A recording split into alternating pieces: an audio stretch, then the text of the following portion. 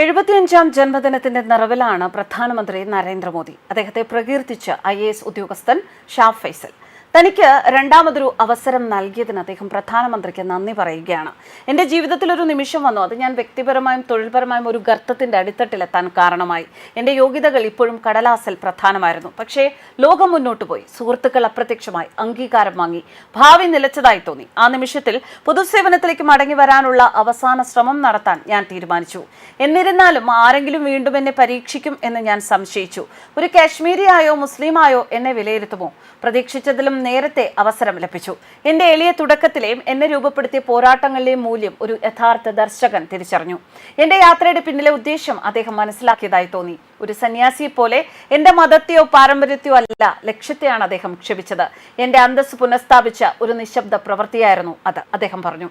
ഒരു ദിവസം ഞാൻ മുഴുവൻ കഥയും പറയും, പക്ഷെ ഇന്നത്തേക്ക് ഇത്രയും മതിയാകും. കോടിക്കണക്കിന് ജീവിതങ്ങളെ മാറ്റിമറിച്ച മനുഷ്യന്, ബഹുമാനപ്പെട്ട ഇന്ത്യൻ പ്രധാനമന്ത്രിക്ക് ആശംസകൾ.